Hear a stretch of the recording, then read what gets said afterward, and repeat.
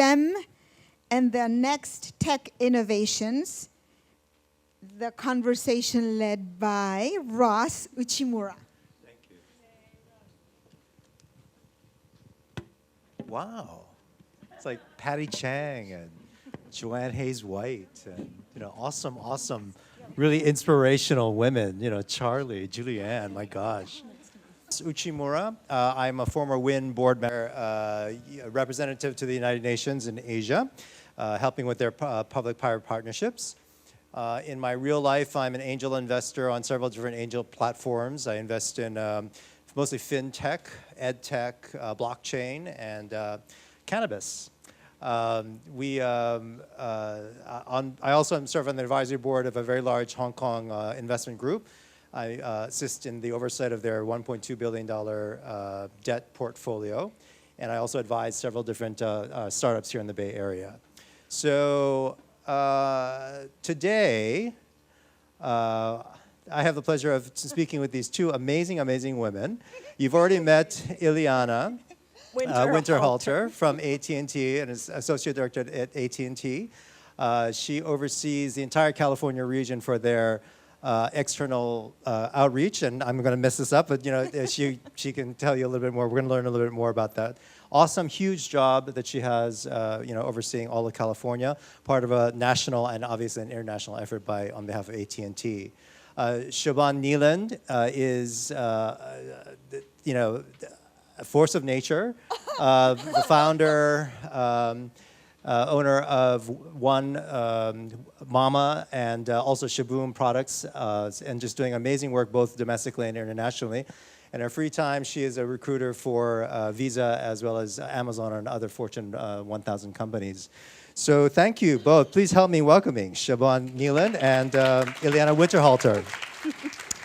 It's like, I'm going to stand, I think. So lots of great comments so far today, but wanted to start off with Ileana, your work at AT&T. So STEM is such an important part for bringing up girls and to further their careers within the technology industry. AT&T is at the forefront of promoting that and focusing on STEM. Tell us a little about that. Yes, thank you. So the first thing I wanted to start off and share is sort of a sea change that's taking place in our industry. And so when I joined the company several decades ago, the company was Pacific Telephone and Telegraph. So I don't know if you remember that, but we were just a phone company. And today, we're so much more. Just 10 years ago, the internet came about and wireless communications. And today, we're at this conference, tweeting, on Facebook, on social media. So, as a tech company and an innovator of communications technologies, STEM education is critically important for AT&T, enterprise-wise and selfishly, because we want to make sure that we've got a pool of candidates that we can hire. So it's hugely important for us. The other thing that I wanted to share with people today is that women and girls and minorities are not going into the STEM fields. And that's where the money's at. Everything we talked about today, technology runs through like a thread. If you get a STEM education, or if we're able to encourage our kids, our girls, our families to get a STEM education, you can write your own ticket with companies like Twitter, with companies like AT&T, and we're going to bend over backwards to recruit you and to retain you because the talent's that competitive. Thank you. So speaking about recruitment, you're very familiar, Siobhan, you're very familiar with the recruitment issue. And then I wanted to get your perspective a little bit on your global effort. But what are you seeing at Visa? Are you seeing comparable kind of initiatives at the tech companies that you interface with, that you represent?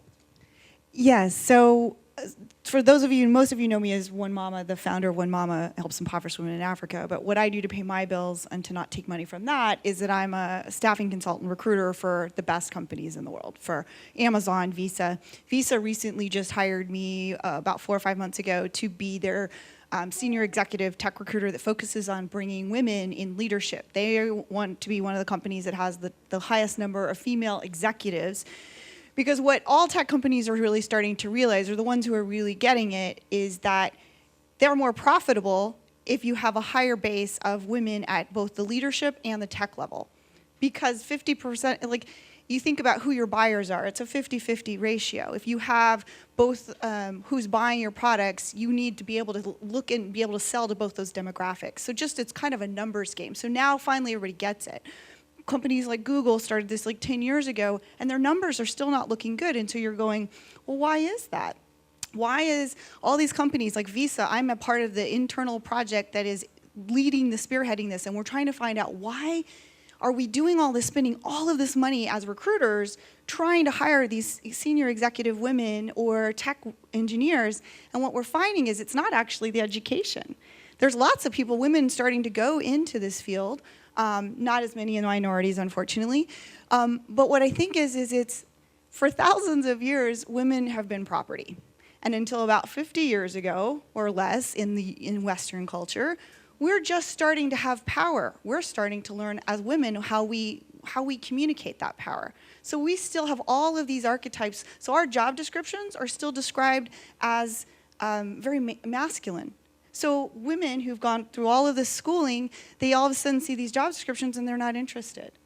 So as a recruiter who specializes in hiring females, I'm struggling to get my hires filled with females. So it's not, and there's not great candidates, and but they don't want the jobs. They don't want to work with an all-male team. They're going to go want to try to start something on their own. So that's just one little example of a lot of things that are going on. But what is really cool that's happening in at least corporate tech, in the tech world that I work in, is that they get it. They know that that's like the number one conversation I have in every meeting I'm at is like, how many women do we have in the pipeline? That's very different than 10 years ago when Google, and I was working at Google, and they were one of the only companies doing it. Now, what needs to happen, I think, in my perspective, is that it's actually, there's a different kind of education, which he and I were talking about on the break, which is a cultural education. We as women need to educate each other about sort of self-esteem. It's the very same thing I have to teach to my community in Uganda about how am I worthy to accept this kind of position? How do I, like she said, I can talk about another woman and say how great she is, but how come I can't say? I think the only reason that partly I'm successful as a woman in business is that I made a decision as a little girl it wasn't safe to be a woman, so I act like a man. And so I act and say things in business like a man would say it. And I think that's done me well, obviously, in business, but I don't know if I'm necessarily always the best role model because I've been trying to bring in more of my feminine in how I communicate in the world, and I bring more of my jewelry when I come to the office, right? So I think these are those cultural things that we have to talk about. Extremely good point, and it's kind of dovetails into all the comments, a lot of the comments that we've been hearing today. Organizational behavior, women who are good at organizational behavior and mitigating risk within the corporate structure, as Sudi was bringing about, is important. Finding the women and keying into that. Google, I know, was criticized heavily on NPR recently, though they're trying. They're very active at trying to facilitate change. They're just not that successful at it. Part of it is the way we speak. I think it was Grace, our high school student earlier, was bringing up how can we change the way we speak within a corporation, or the way men speak to women within a business setting, or the way women speak to men in a business setting. And it goes back to that self-esteem. It goes back to being historically property owned versus having your own voice. Your voice belongs to somebody else. AT&T, what does AT&T look at? Do you have programs that kind of, have a more round out the hiring, process, looking at both the person as well as obviously the skill set? Well, I think so. We talk about diversity, and a company like AT&T has been around for 100 years. So if we weren't diverse, we wouldn't be successful. Look at our state, look at our country. So I think embedded in the corporate culture is diversity. As it relates to STEM programming, AT&T is investing, we're a big company, enterprise, global, So we've invested $87 million in STEM initiatives. And we do that from everything from scholarships, of course, it makes sense, but also to elite labs, to coding hackathons, where we invite kids or adults or teenagers, any ages really, to help with the development of apps. So through the STEM Initiative program, I think we're trying to make a difference. Okay. We're also, if I can just say one more thing real quickly, because we're short on time. So the AT&T Aspire program is all about keeping kids in school, K through 12. You might have heard of Aspire. Aspire was the brainchild of our chairman, Randall Stevenson. And so over the last 5 years, we've invested $350 million in Aspire. And so those are programs geared to either keep kids in school or help them be college prep. Bravo. And so we're pretty proud of that. No, absolutely, bravo. That's essential. Julianne was bringing up her comment earlier about the global nature of the work here at Women's Intercultural Network. The calling of the circles, I think we have Iranian Circle here today. You know, we're blessed with that. We've done great work in Uganda. You also, Shaban, have on the ground, boots on the ground work helping women there. What do you see that we can learn? So when we went to Uganda, we learned so much more from the Ugandans than what we thought. You know, Americans, we suffer from hubris. We think we can tell them what to do, but thankfully, we learned so much more. What has your experience been there with regard to? I mean, is STEM education a big part of? Or is it? Well, yeah, I think learning so much more from them. One of the things I think for onemama.org or why we've been successful is I started asking, what do you need, what do you want, versus let me tell you what you should do, which is a very American cultural trait that somehow I didn't do. And they teach me a lot about how to learn and how to listen. And also, there's something that we have here in the US that like I was very poor. I was raised with no running water, electricity, which you don't usually see with a blonde girl with blue eyes, right? But so I know poor. But what I did have is I had the American dream in the back of my head, and I was telling my village, we can do this. I was so excited. I'm going to start One Mama. We're going to build this thing, and they just looked at me and they're like, well, we don't believe we can do that. And they didn't have the American dream in their head. Now, there's a lot of things about America that may or may not like, but this is something, there's this ingrained hope here. And I think that's something that a lot of other places don't have. And I feel like that's the cultural training that I feel like the cooperative education that we can actually offer. They also can offer how to be joyful in any situation where we have lost that a lot of times. So I think those are from a cross-generation, those are those things of like, here's what I have to offer, here's what you have to offer, how do I give and receive? That's part of our One Mama motto, like just also listening, being present. How do we support each other through that? And I think that's even comes back to the STEM as far as like here, one of the things, I'm gonna leave this with my last sort of antidote. If a man is looking at a job description and a woman is looking at a job description, the same one, and there's 10 bullet points about what that job description can do to make you get hired for that position. A man's gonna look at those 10 things and he can do 3 of them and he's like, yeah, I got this job. A woman's gonna look at it and she can only do 8 of those and she's not gonna apply. Right. So that is a universal around the world kind of thing. You can take that in a million different ways. So me teaching women how to make these paper beads has taken so much longer than I thought it was going to take because they think they can't do it. Because I'm a Western woman and I know better, which is sad, was what they think. So I've had to go through the cultural things of teaching that. Same thing with the women who have all this education from MIT, and yet we still have to figure out how to tell them. I don't know what the answer is, but what I've started to do is to put love behind everything. And that is actually how I'm bringing technology into this whole different level of communication, and I talk to every candidate I have about it.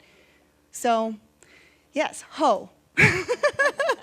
So that's sort of my antidote, and I think if we as women can actually start creating a different kind of language about what we do best, which is love and nurturing, and bring that to it. I agree, and honestly, that sounds kind of corny when you hear it, but it's true. It's what Joanne Hayes White alluded to earlier. It's the love that she received from her parents that allowed her to, make a really hard decision by not using her MBA and then go into the fire department, and look where she is now. You know, she's leading the charge for men and women, for all of the citizens in San Francisco, and especially for women coming up. So love I- is, you know, And is if the I- answer, you know. If I can just, from a corporate perspective, you probably don't think of corporations and love and corporations loving our customers. But I'd like to think that we actually really do care for our customers and try to provide the best kind of customer service. But where the love comes in for me with my job, which is statewide, working with groups like WIN, is in loving my contacts. I've known Marilyn for, do I want to date myself? 20 years. I've come to love Marilyn. She's a good friend. When I walked in this morning, it was so much fun to see people that I hadn't seen in 10 or 15 years. And so I think, like we all know, it's all about relationships, and that's where love comes full circle also, at least when you bring all of us together in society. I love these two awesome women. Thank you, Liliana guys. and Siobhan. Bring thank the you mama all. back into corporate. Woo! Thank you, everyone.